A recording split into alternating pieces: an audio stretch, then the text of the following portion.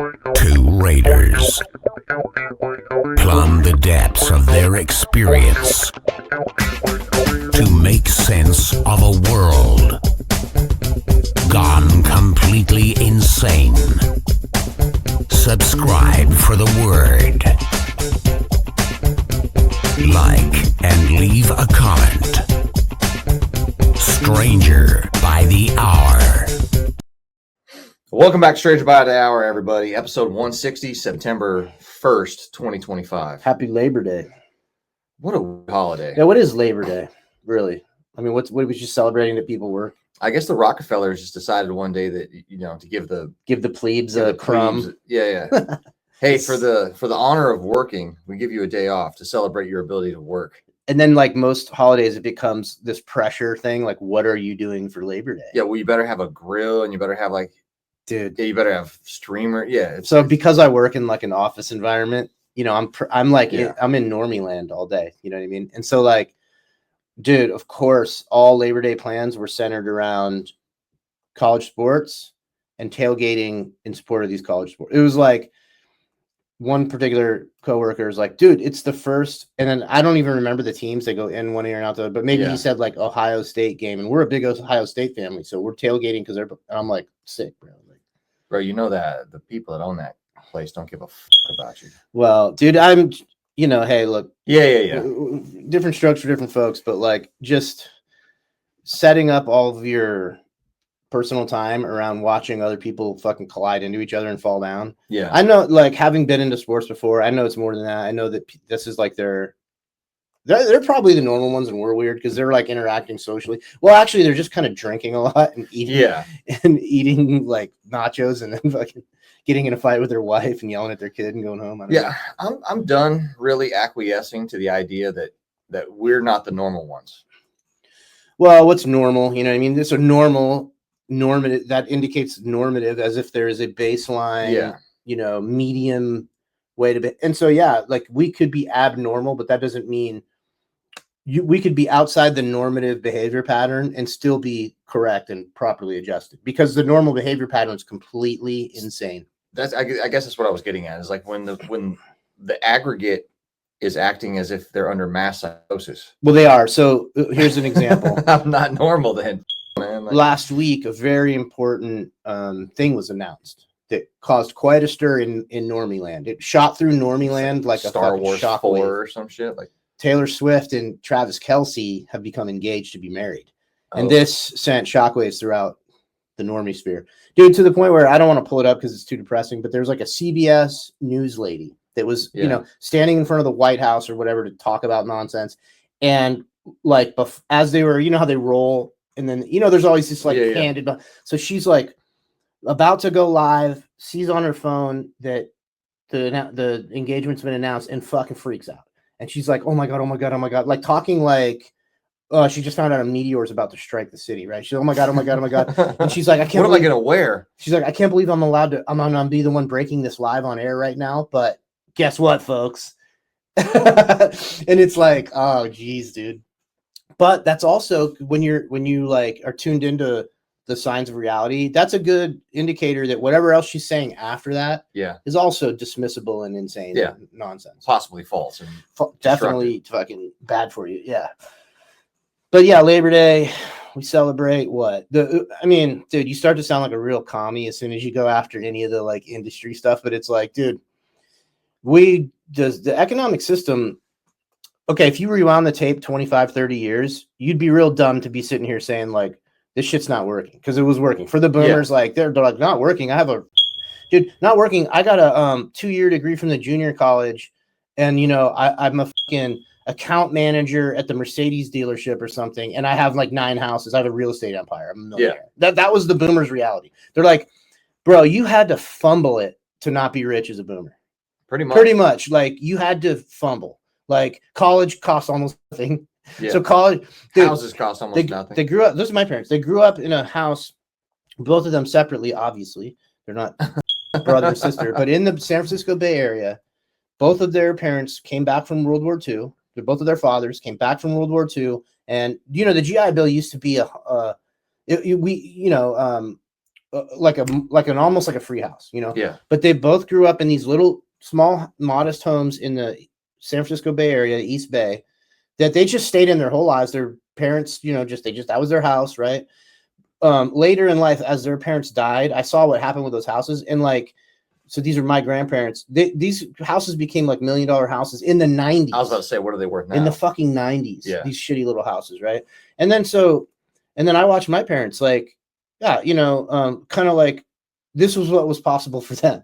Go, like, both of them work at the phone company. My mom is the operator. My dad is like the dude to climb the telephone pole shit. The phone company, which is like the military, has a system, and they're like, hey, you guys aren't retards. You want to go to college? We'll pay for it. Like, yeah, cool. They go to college, they go to night school. Now, they had to hustle because they had a kid and shit. So It's not like they walk through the whole process, but like they did. But the point is, they worked hard and they were rewarded with a lot of material. Like, it was like laid out for them. Like, do these things, become a low-level executives at the phone company, and then work your way up, buy houses, accumulate equity, sell the house. And now, you know, flash forward to they're in their 70s and they have like this 26-acre fucking situation up in the Sierra Nevada foothills. It's crazy. Like, you'd have to be rich as fuck now to get it, you know? And also during that time, there was not rampant crime. Well, at various times, because look at like New York City before. I think there's been times like the 70s. Well, true, yeah. There's like a war zone in the cities. Yeah, you know? look at some movies like Serpico or something the 70s. Or they make like or Dirty Harry, man. That's the Bay Area in the like 70s. Or the Jake Plissken like Escape from LA or whatever. Yeah, Escape from New York. Yeah. You know, these are reflections of the reality. You know, these are they take it to their absurd. Yeah. You know, and then dude. Well, that's a good segue into like not what not a Trump's lot of DEI shit going on back then. No. They talk they yap about it like the radical left or the race hustler type people have always been there.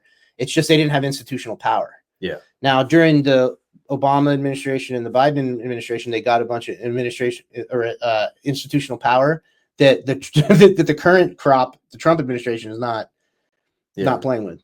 But so segue into a crime topic. So what do you think about Trump basically militarizing policing in DC and then talking about branching out, Chicago being next? Like, how do you react to that? I think it's the natural progression of the plan. We've talked about it on this show. Big Herc talks about it a lot from his angle with criminology from his show. Yeah. Which is like, this is a setup, bro. Yeah. Like, this is like, we are watching.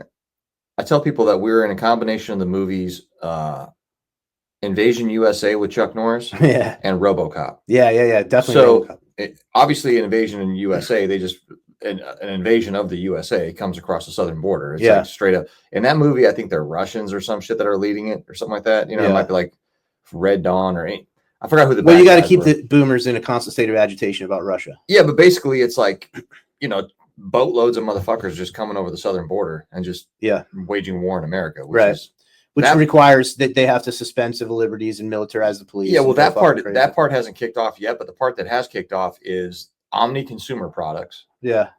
Call that any corporation. Palantir, fucking Google, Anduril. Sorry, all the homies that work at Anduril. Yeah, I'll see you in a month. Sorry, guys. Or I'll be talking to your fucking boss in a month or two. Like, unless I get fucking fired before then. But they ran Detroit into the ground. Yeah. In order to bring in a robot and militarized, like, to create the market for the product that they wanted to sell. To create the market for like a private policing product, which was robots. Which is one level of it. Create the market for the product they want to sell. But we're now dealing with another layer, which is fundamentally these people, they're done fucking around with all of our free will and all this bullshit, right? No, you got rights. Yeah. Well, we'll talk about that but so now this is the problem solution, synthesized response, right? So put in a George, and again, people will reject this because they're so stuck in the two-party binary. But if you just suspend your critical factors for a second, and let's just pretend there aren't two separate, distinct parties. There's just one technocratic government apparatus, right? Reality, okay. Yeah, actual reality. Go right? ahead. All right. So you have the George Soros-funded district attorneys that completely turn these cities into hellscapes by not enforcing the existing laws, letting fucking criminals go, all the shit that actually happened, right? Yeah. Then you put the strongman, you know, proto-fascist Trump in, and he says, I'm going to fix this. And all the MAGA boomers and everybody else is fucking retarded, goes, fix it, save us, Daddy Trump, Daddy Trump, govern me harder. And so he comes in, he says, I will govern you harder. I will put the National Guard in your streets. I will sign a deal with Palantir to create the digital panopticon. I will do these things on your behalf to save you. And they go, yes, save us from these people, Trump. There are people sleeping. They're doing drug stuff. They're pulling taxi drivers out of and they show you these horrifying images. I'll remember it was DC, I'm pretty sure, these like these like ratchet girls like beat up an Uber guy and stole his car and ran him over or some shit and killed him and then got off basically. Or like they were like 16 or something. So they got and you know, obviously the country sees that and they're enraged and they go, what the fuck is going on? What they don't understand is that is being allowed to happen. It's being facilitated to meet this end state. And the end state is, and we'll talk about it in the Patreon second half, but this pre-crime Gideon technology that they want to install, Israeli Gideon technology. Go and look up what Gideon is in the Bible and shit. Okay. But so, yeah, so we see it the same way. And, you know, DC was easy because they don't have, it's like, it was easier for him to do it in DC because there's like rules for that. And it's not really a state. So it's kind of a weird. He was able to just big dick the city government there and do what he wants because there's federal, you know, properties there and shit.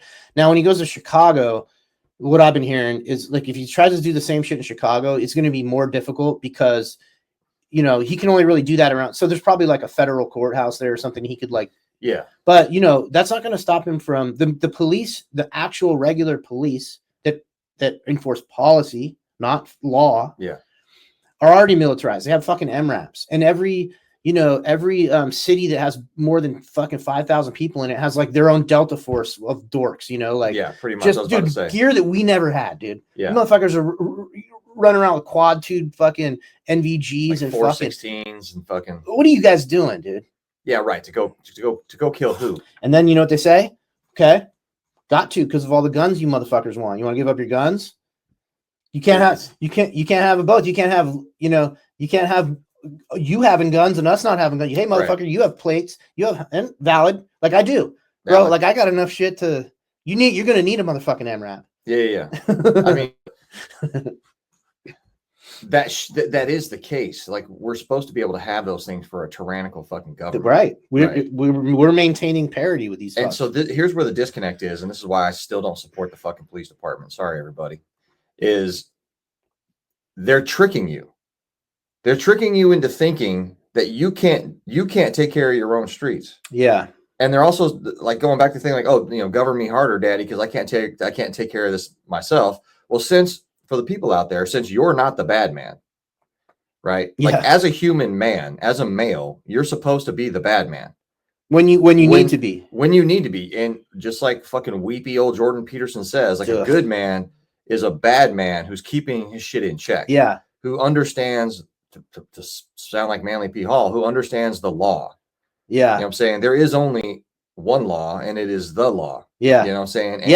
That's right. As a man, part of your responsibility for being honored with being born with dick and nuts is you're on call, homie. Yeah. Like as soon as the law is being broken in your presence, it is incumbent upon you to squash that shit. Dude.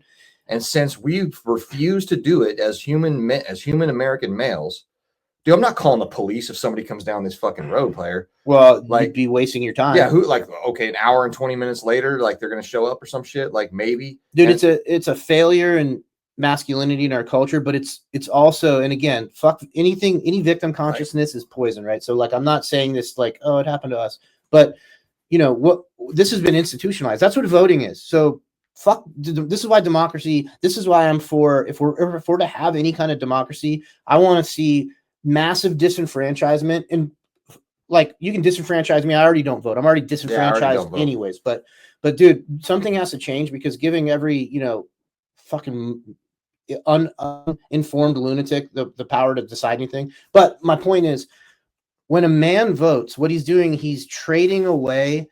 We're saying, okay, we're not going to collect, we men in the community, we're not going to collectivize and kind of, coordinate amongst ourselves to use force to solve problems. Yeah. We're going to abdicate that responsibility to you. And then in exchange, you're going to give us the right to select the people that make the policy decisions. This is what voting is. We're trading away our responsibility to use force and calling it a responsibility to vote. It's not fucking working. Oh, man. I don't like to trade anymore. Then this is the social contract. Well, I didn't sign the social contract. I was spawned into this social contract, and fine. It worked. It seemed to be fine for most of my life, but it's not working anymore. Yeah, and it all kind of boils back to comfort. We signed away the responsibility, and you can never actually sign the responsibility away. When the bad man comes up, you're still responsible for defending yourself. Yeah. But since you gave it away, you have no ability to fucking do that anymore. Right? Well, but you don't have the ability to help other people. You're a vigilante then. Yeah. Yeah. It's and so now everybody's sort of comfortable. Like even super gun guys, are sort of like comfortable in the fact that there's going to be somebody else. Yeah. They still take stupid risks.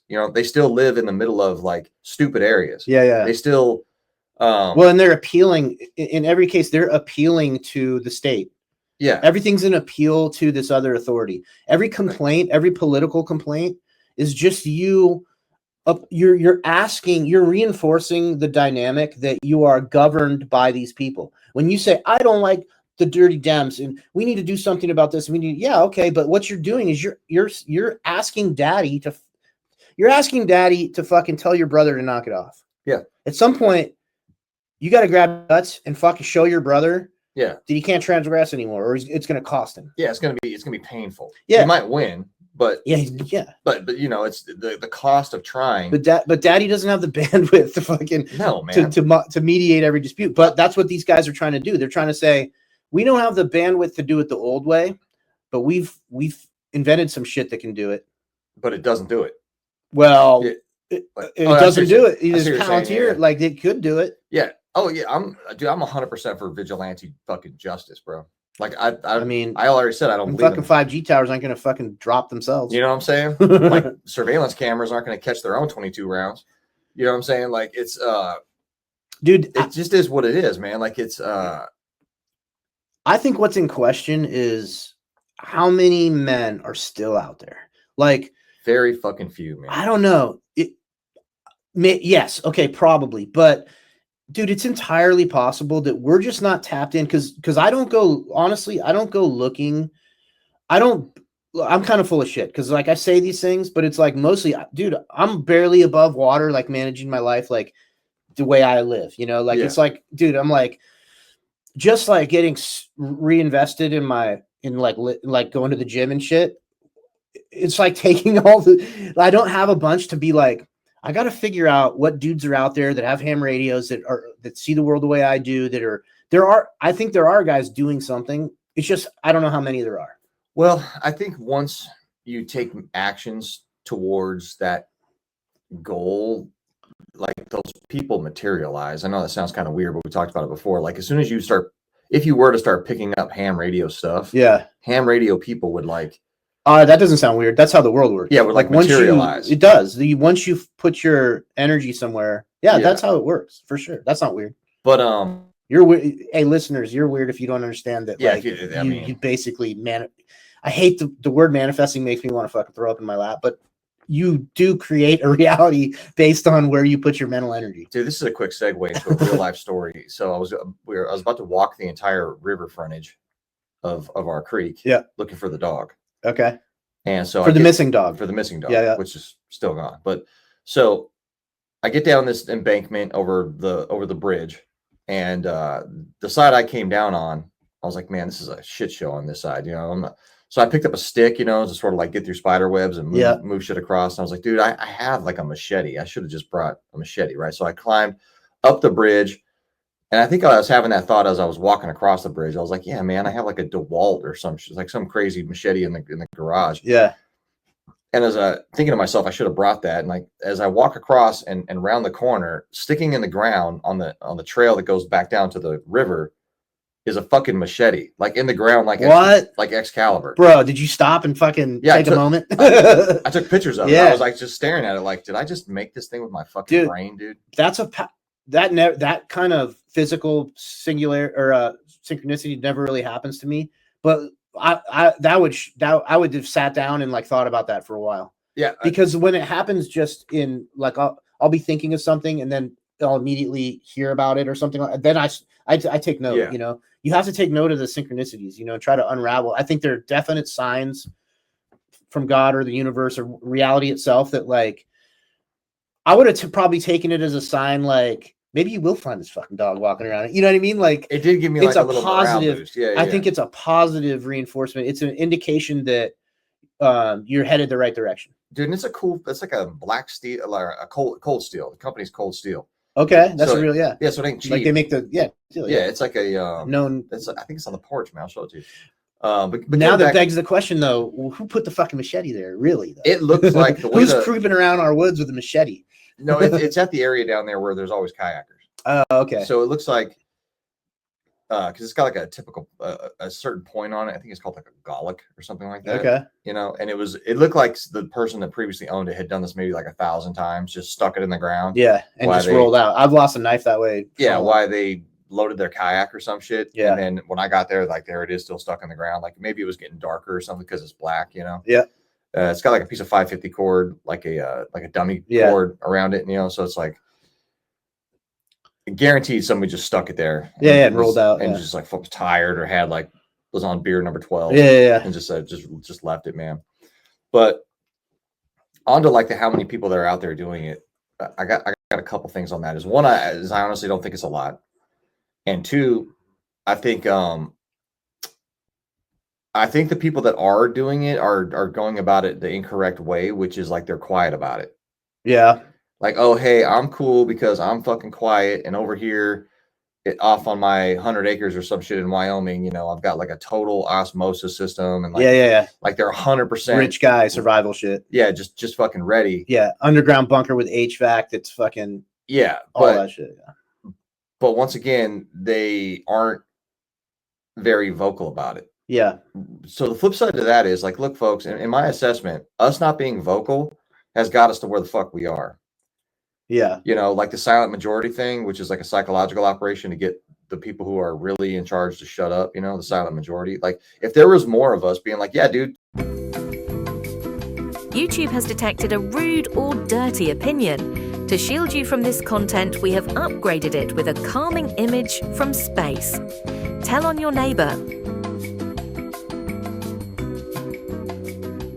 Yeah, there'll be something like, oh yeah, but what, bro? Like, but we're ripping the Band-Aid off because it's coming regardless. Do you want to fucking do you want to have it in time to customize yourself to it and adjust, or do you want to fucking wake up one day with the fucking Palantir drone? And we'll probably get into more detail about it, but it's called the World Wide Web, dude.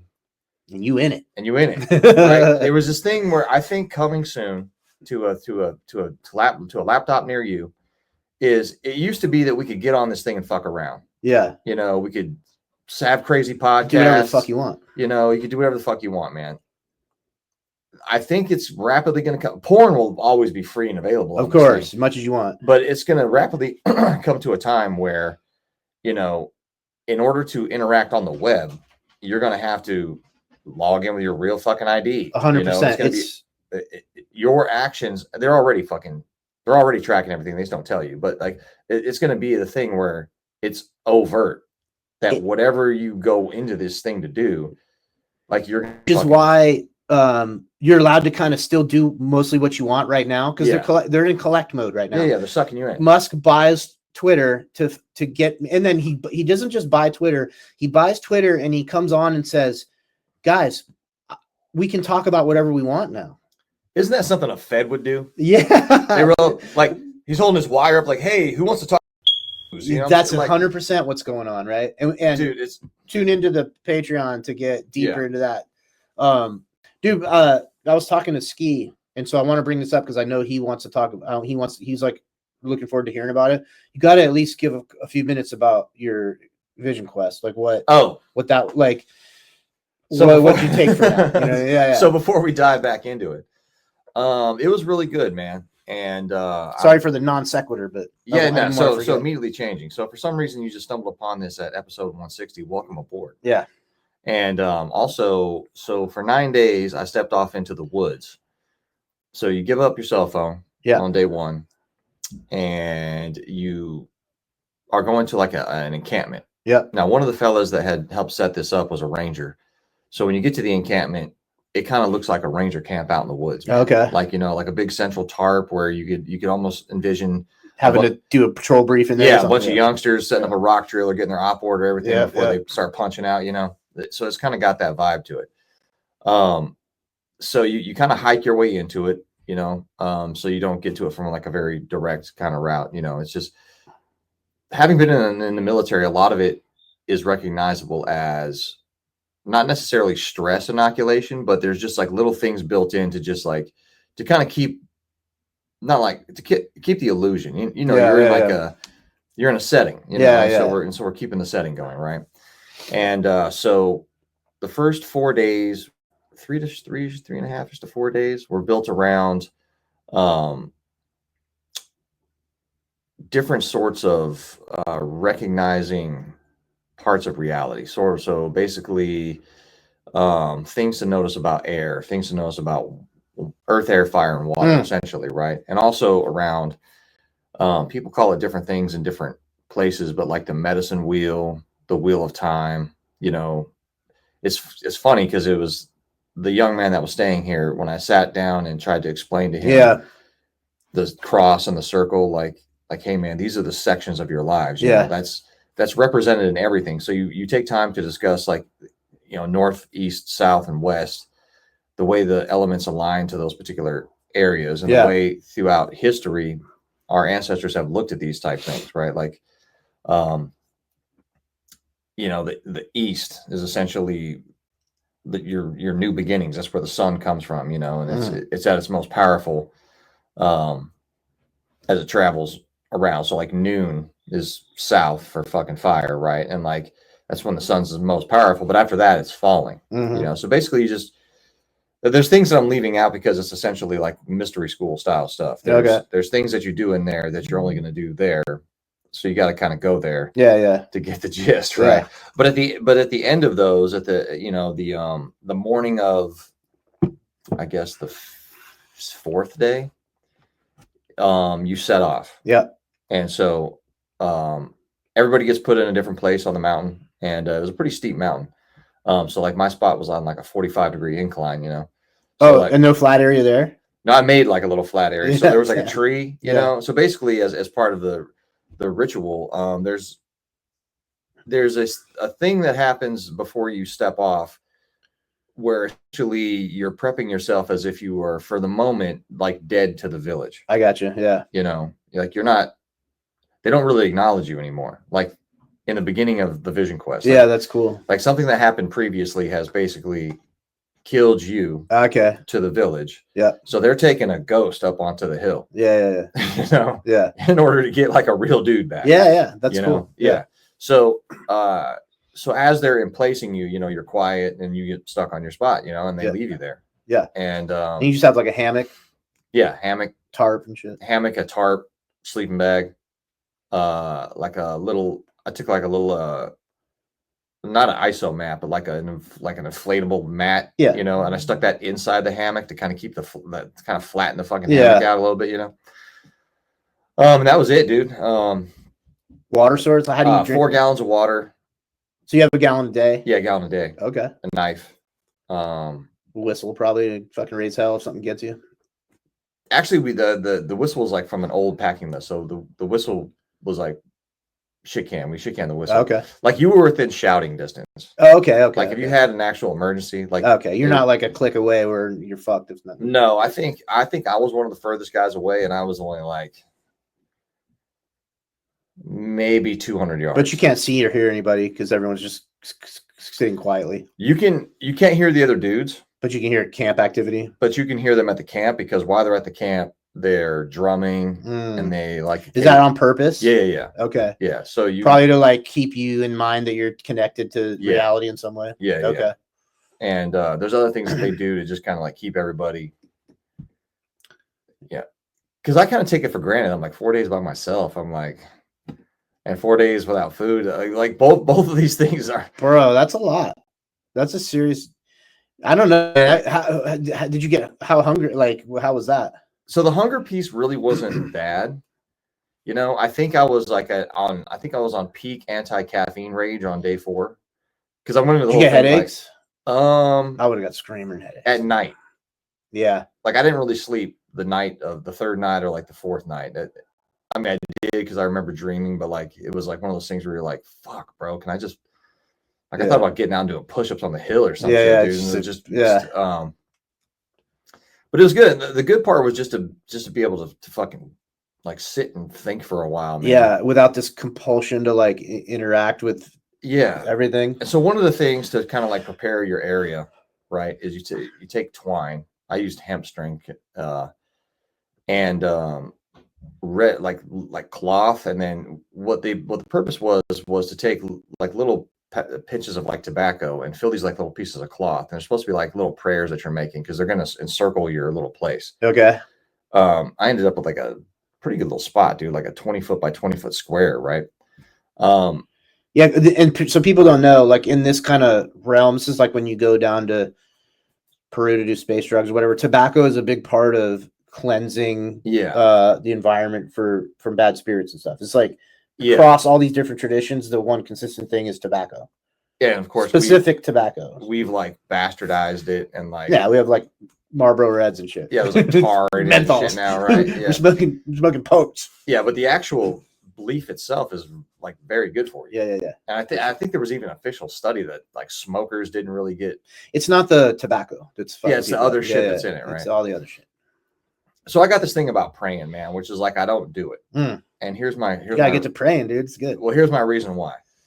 Is my estimation of the creation is that everything was set and provided here for us. Everything's here in ridiculous abundance, right? So the creator already gave you everything. Yeah.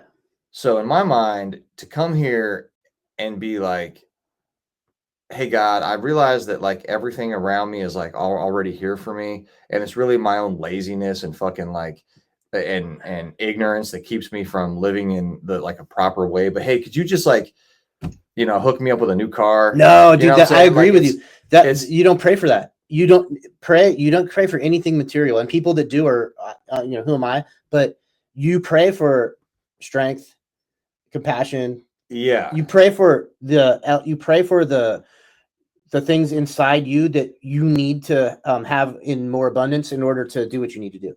That's my opinion. Okay. You that's what it's about. Or you ask for something for somebody else, not things, but like, hey, dude, hey, can you, my son has leukemia. I'm asking for prayers. And it's like, it's from my perspective, it's totally legitimate to ask somebody you don't know, whatever, you just saw it on Twitter or something. Hey, you ask like, hey, can you do something for this guy's kid? Yeah. That's legitimate. Or if you say, hey, look, I can't seem to get it together to like fix this relationship with my dad or something. Can you help me like with that?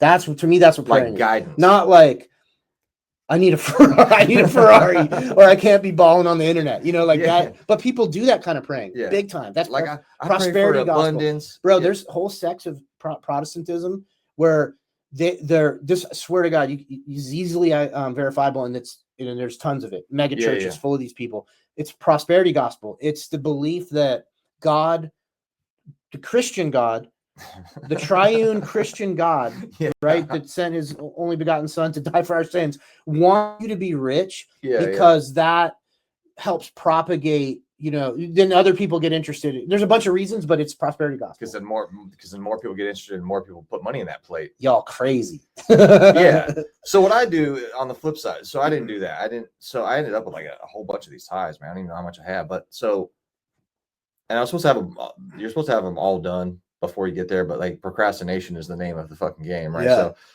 and I knew I was gonna have time on my hands, so I just sat there and made it. Yeah, why not? Something to do. Yeah. So I put a string around the area where I knew I was going to stay in, and some of them already had my little red pouches on it, but then I just sat there for like the next 2 days and made like little red pouches. But what I did was each time I made one, I thought of something that I was like grateful for in my life, you know, like, oh man, I'm really grateful for this. Yeah. You know? And so, you know, at the end of a day and a half or so, like I've got like fucking 50 of them. Yeah. Or something like that. Good. Yeah. And so to sit there, and anytime I started to get pissy, you just like look up and you look around, you're like, yeah, what am I pissy about? yeah, look at all this fucking shit that I was just happy about. Yeah. And now what the fuck am I pissy about? Yeah. So that part was really good. And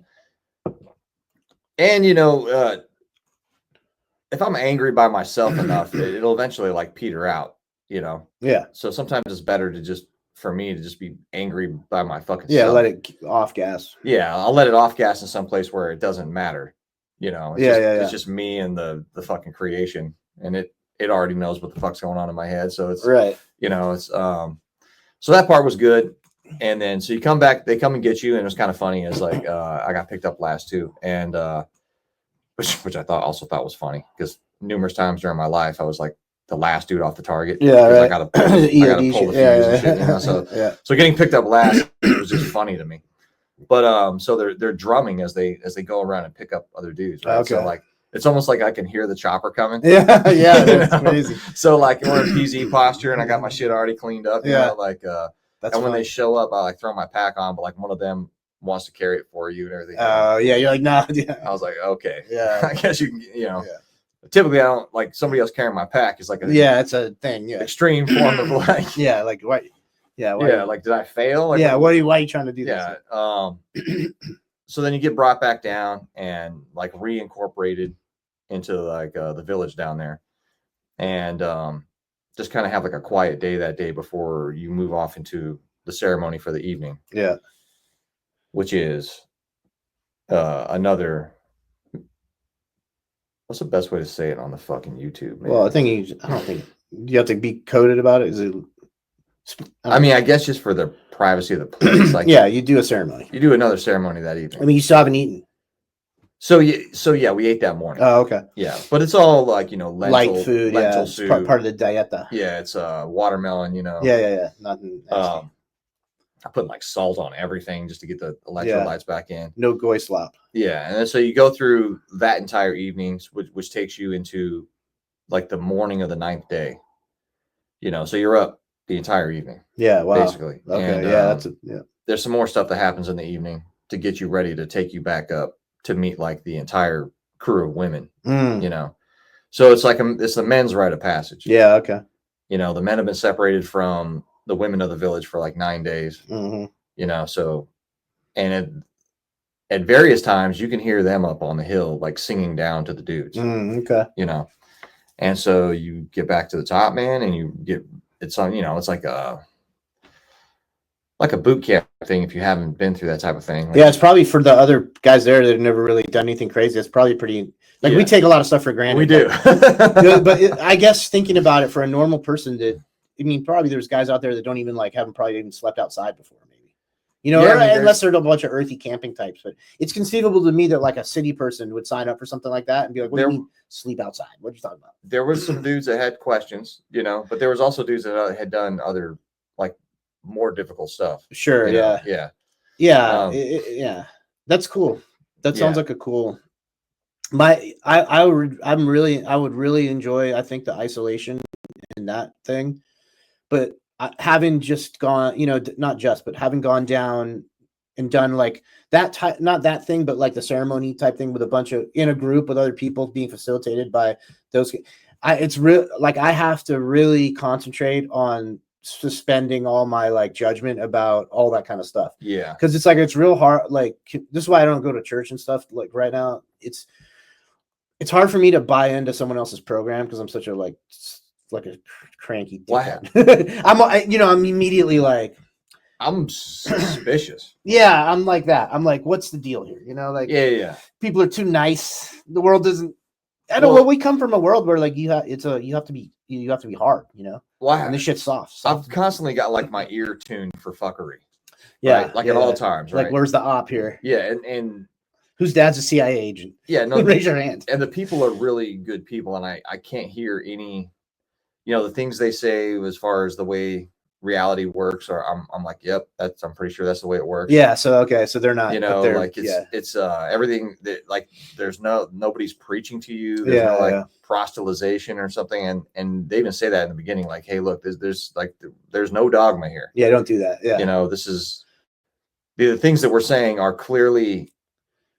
You can find examples. They're observably, objectively true. There's 4 seasons. Yeah. You know, we're not trying to. Yeah. That's cool. That's good. There's no lying in nature. Well, dude, and they're performing a service that, I mean, this is like, it's necessary in our culture to like seek it out and pay for it, because this is just something that used to be part of, I don't know, most nomadic, like pre-agrarian cultures. You know, like you had a facilitated passage of manhood. Like, hey, dude, we're gonna have to rely on you to do man stuff in this group. So what the fuck? Like, you can't. You got to figure out, dude. And we don't do that. We send our young teenagers out into the world, the young men, completely confused about everything, propagandized, scared, in debt. Like, the things we do to like young people is crazy. Well, that's one of the things that the key takeaways I took away is, because, you know, man, having just said what we said about the lives that we led, dude, that leads us to be potentially extremely judgmental. Yeah. Towards people. Well, right? You just look at everybody as like, you got to be in a squad with them or something. And you're like, you're fucking useless, dude. Like, yeah. But what it did help me to remind myself, dude, is everybody's got their own story, man. I know that sounds stupid to say. And it kind of dawned on me one time when I was in Fallujah, but dude, the worst thing that ever happened to anybody is the worst thing that's ever happened to anybody, right?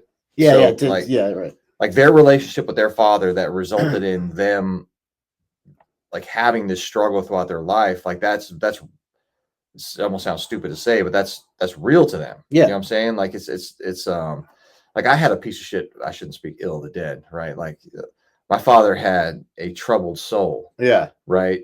And so in my brain, I'm like, yeah, okay, like I blew past that, like I became, but did I really? Yeah, right. You know, so it reminded me that, like, you know, when you're moving about smartly about the cabin out here in reality, like every person you bump into, like that person that you bump into at the gas station, you know, who's about to sell you a monster, man, like that person has an entire fucking story, bro. Oh, yeah. that ended up with them being at that fucking gas station, dude. Yeah. And like, were you to sit with that person for a few hours or 9 days, like you would have an entirely new understanding and like appreciation for this person, right? Not like, oh man, the fucking weirdo at the gas station is taking forever to get me my Skittles or whatever, dude. Like, who knows what the fuck happened to that person, man? And like, we have such zero empathy in this world. Yeah. You know, and we're guilty of it. For sure. Because I'm like, bro, what are you dying? Well, fucking be quiet about it. You know, like yeah, it's so a greater appreciation for people, man. You know, we're trying to change the way we live around here to live with more observation and appreciation. I mean, Alyssa's good at it already. It's just mainly me, right? Like, but you know, one of the things that we did when we were in Costa Rica at that Envision place is like when the sun would go down, people would just gather at the beach, like at the Envision place. It was like a fucking party, and like as soon as the sun like is about to drop below the horizon, everybody like breaks out drums and everything, you know, and be like, hey man, that ball that kept us alive all day is gone till tomorrow. Yeah. So it's like a celebration, you know, and like really as soon as I stop being lazy about it, I'm going to do something similar in the morning, which is, hey man, when the sun breaks the fucking Horus rising over there, the horizon. Yeah. It's going to find me ready. Yeah. Like that is the visible representation that it is good to be up to meet the sun for sure. Yeah, that like something created that thing, and that thing like provides everything for us. Yeah. Oh, you'd be big trouble without it. Yeah, doesn't ask for anything. Yeah. You know, like it's like, hey, I'm just here to give you life, not asking for nothing. No, it's just a burning ball of hydrogen. It's like a nuclear reaction up in allegedly, whatever fucking space is. Well, cool. That sounds like a good experience. All right, let's lower the vibrational frequency once again. Well, just one more thing before we cut over to the Patreon. So if you're already on the Patreon, there'll be no change. We're just gonna edit this, right? Yeah. Well, we got to pause so I can pee. Okay. Yeah. Cool. But before we do that, Trump is Well, let me pull this up real quick. All right. Just to have something as a reference. Wait. So if you are looking, as Aaron pulls this up, if you are looking for a greater relationship with, call it the creator, call it the first mover, call it God, and you're just not getting it during the Coldplay concert at your local megachurch, man, like there are other ways to go about it. And you're not weird if you need a different way, you know, like none of that stuff that's happening in those buildings resonated to me at all, ever. What buildings? Any of them. Oh, okay. Churches. Oh, those buildings. Those synagogues, fucking mosques, you know, like maybe the older ones where it's a cathedral. And if I whisper in the corner, it sounds like I'm shouting. Dude, those organs, there's something going on with those organs. Yeah. They had the band. You know. I can't find it, but like I had this list I found on Twitter of all the like things Trump's been doing that a person who's supposedly the kind of person that would vote for Trump should cause him to reject him outright. But I want to see what you think about, they just passed a law banning the burning of the American flag to be enforced by like a year in prison. Okay. So what do you think? Like, what's your initial reaction to that? I think it's dumb. You know, as a person who allegedly like fought for the flag, you know, it's completely ridiculous to me to live in the manner that we live, which is completely disrespectful to like human life in this country. It's completely disrespectful to like the family. It's completely disrespectful to like everything. Yes. But now burning the emblem of it is illegal. So, and they'll put you in a cage.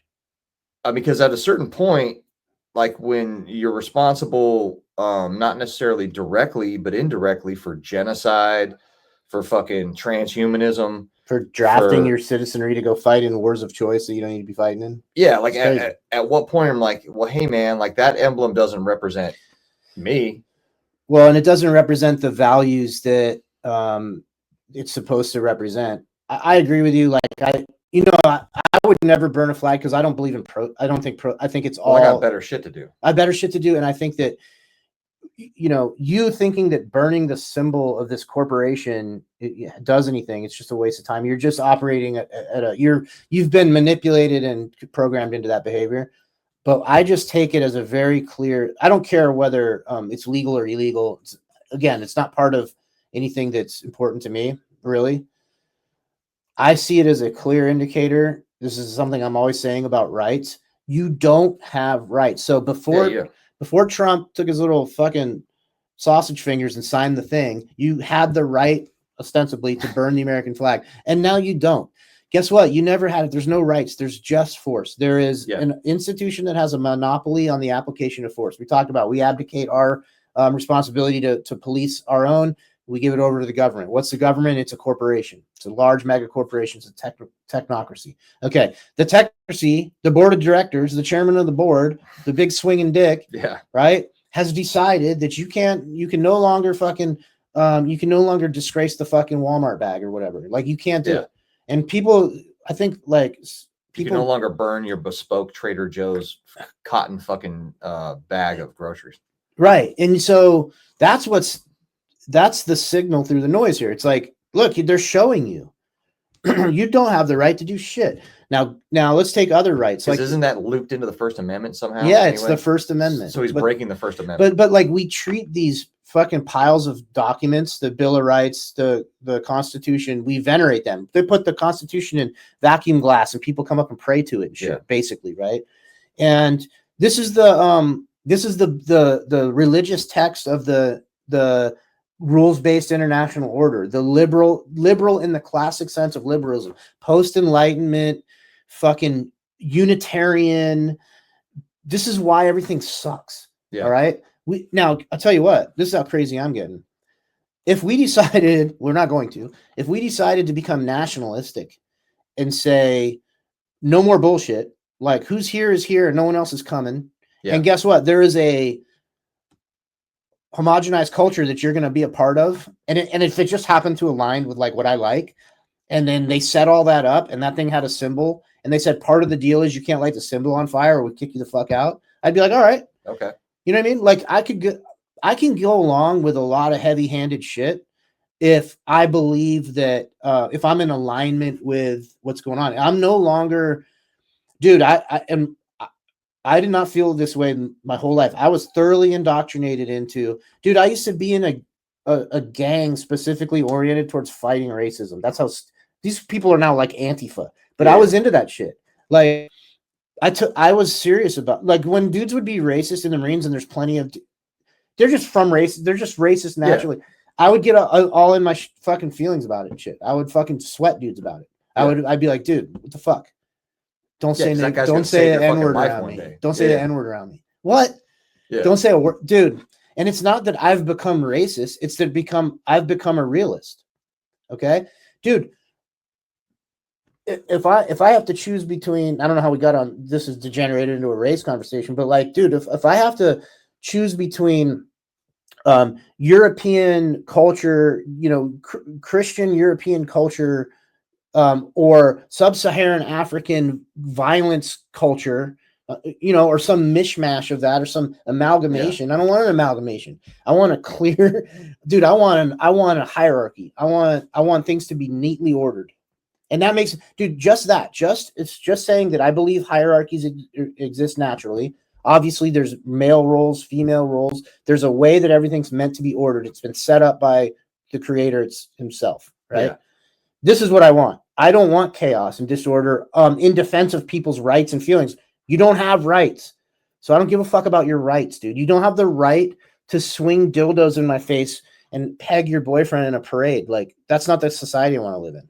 Dude, this is how you know that we live under fucking Lucifer's kingdom over here, man, which is like, hey, man, 100% freedom to do whatever you want is do as that will. That's right. The whole of the law. That's it.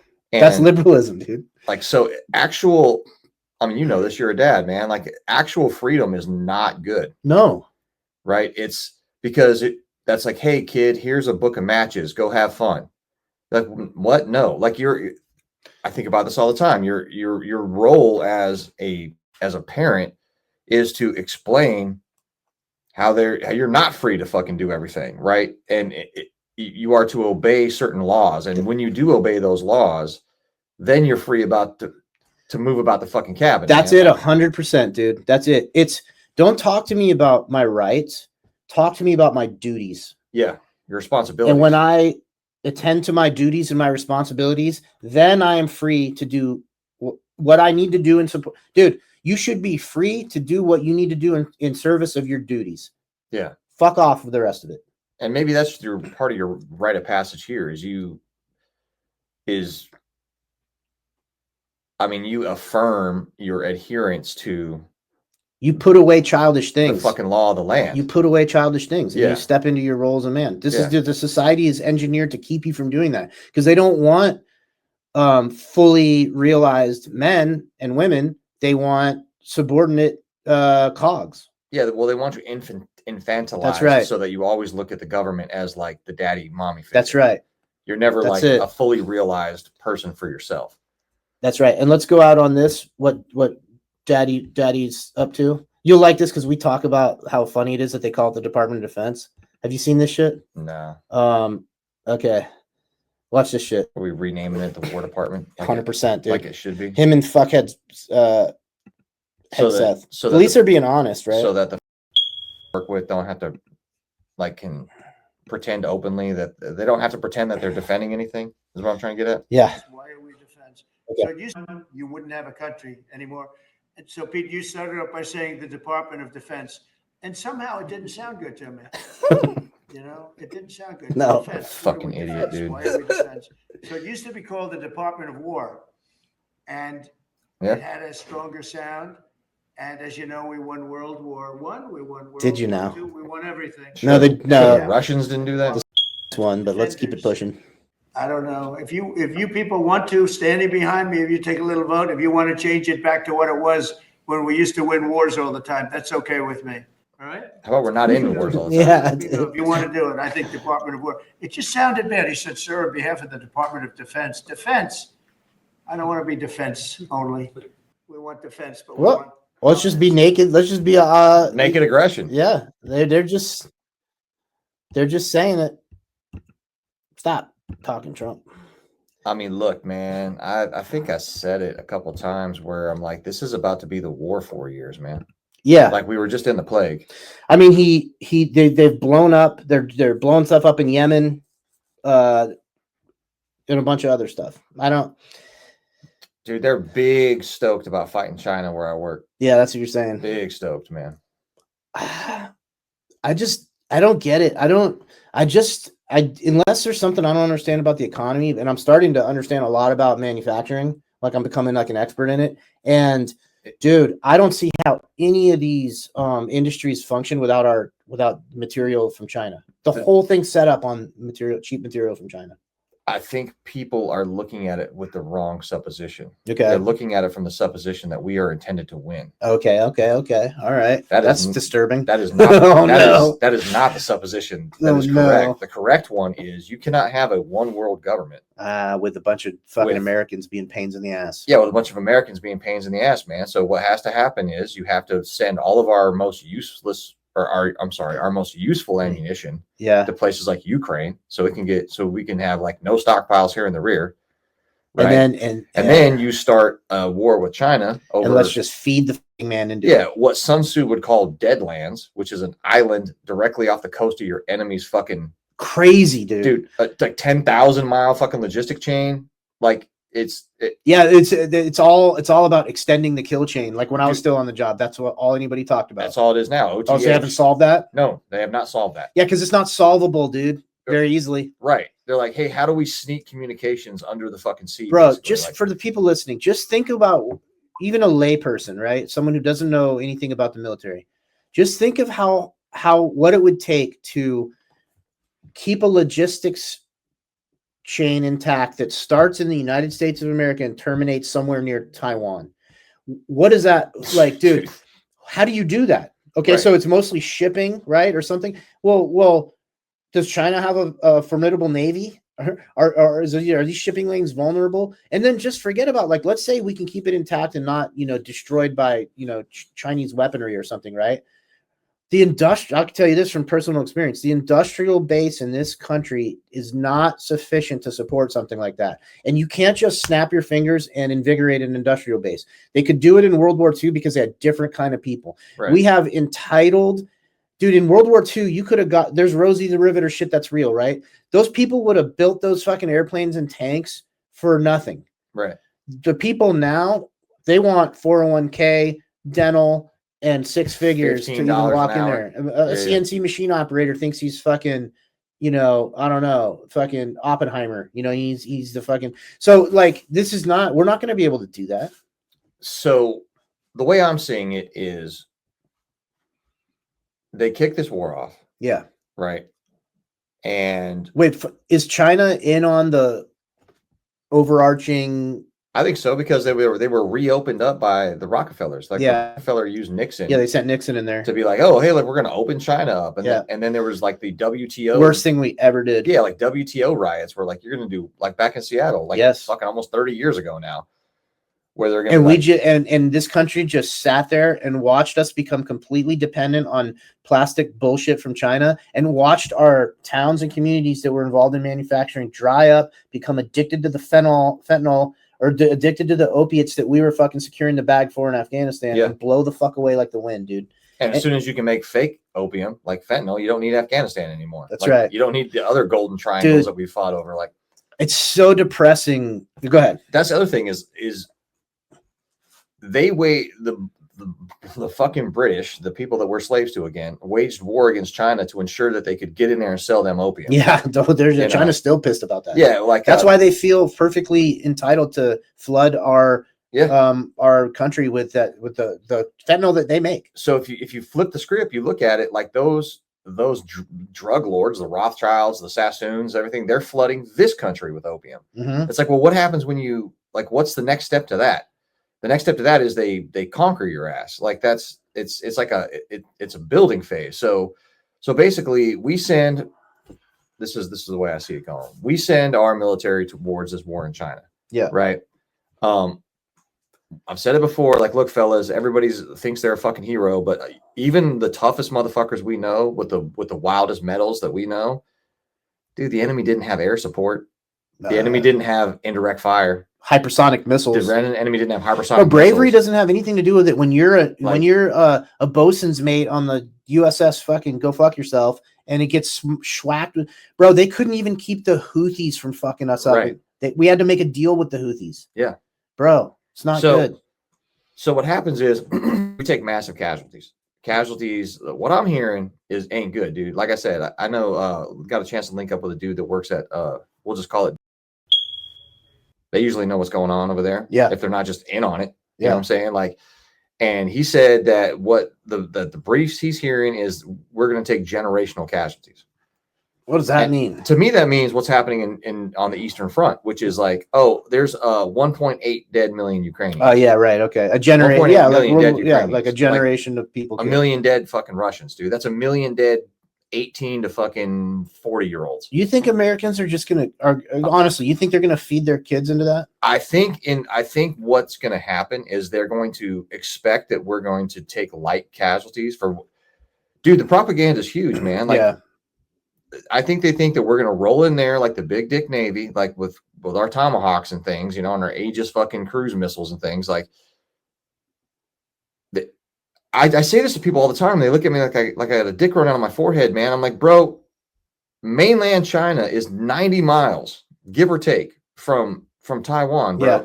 Like, that's their supply chain. You don't think they have ballistic missiles that can go 90 miles? Of course. Bro, I could build a ballistic missile to go 90 miles here. Yeah. Like, we could just go to the Bro, and they've nationalized their entire civilian fishing and shipping stuff, so those things are all military boats too. And it's pretty much known even in our planning, like as soon as you get inside the fucking Spratlys, like as soon as you get in they call it the first island chain. Yeah, first island chain. As soon as you get into the FIC, bro, you're fucking done, player. Yeah. Like, unless we go nuclear, like in a conventional war, like they're already saying they can't fucking get in there. Yeah. Right. So so what happens is we smash all of our living assets against this thing. And say for like a year, give or take, they're like, yeah, we've lost like 15 fucking ships. Like, we've done all this fucking crazy shit, right? And so it finally comes to the American people that like, oh man, like our leadership is running us into this meat grinder, right? Well, hey, look, man. So what happens during that period of time is Anduril, unless I'm mistaken my guess here, is the name of the broken sword of kings. It's from Lord of the Rings. Yeah, it's I'm pretty sure it's the. I can just look it up on your phone real quick. So Palantir, while you're checking that, we'll look at something we know. Palantir is the fucking is the globes from the Lord of the Rings, which are all owned by evil fucking wizards and bad people. All the bad people own Palantirs. Yeah. And so they're already using that sort of iconography. And what Sauron was looking for in the Lord of the Rings was not only power, but secret power, which is why the ring makes you invisible. Is Sindarin Elvish language for Flame of the West. The sword is the reforged version of Narsil, the sword of Elendil. Narsil was broken during the War of the Last Alliance, reforging before the War of the Ring. The shards of Narsil were reforged. Symbolism, restoration of kingship, hope and unity, connection to history. So basically Anduril is the reforged broken sword. Yes. So our current warfighting process is fucking broken. It's broken. Son. Like, we have a broken sword. Yeah. Right. Yeah, we do. Yeah. So fucking smart dudes. Evil dudes. So the Palantir wizards, in order to make way for the coming of the king, the return of the king, they need to reforge that sword. They need to reforge our ability to fucking to fight wars. Shit's wild. Which is Anduril, the reforged. Yeah. Which is all autonomous. Right. So now. Yeah. Like, now we'll have fucking legions of geeks who are enlisted into their fucking headsets. Autists, weaponized autism. Yeah, weaponized. That all the TISM crowd are going to be running fucking robots, and it's all, you can already see it on the Eastern Front, like in the Ukraine-Russian war, bro. Like, and once they have weaponized autists, what do they don't need anymore? Men. Yeah, they don't need real men. Like, right, like the kind of men that are fucking carry a ruck up a mountain and shoot your ass with a machine gun. Oh, and so what happens, and that'll take us into the Patreon, is back here on the home front, Palantir calls you a domestic terrorist. Yeah, Palantir. And guess what? Posse Comitatus and all that shit doesn't work anymore. Well, you don't have rights. We got rid of it. We showed you. You don't have you have it till you don't. Yeah. So, you know, They'll just so if you're online talking shit, guess what? Like, people are going to come fucking round you up because they'll be like, oh, look, pre-crime says you're going to fucking be a terrorist one day. And that is a great segue to the Patreon. So if you're already on Patreon, obviously you're already on here and you're here. But anybody else, head over to the Stranger by the Hour on the Patreon. Was it $2, $3? $3. Best $3 get the goods. You get the goods. And in the meantime, to see if you're interested, go ahead and look up Gideon in Judaic theology.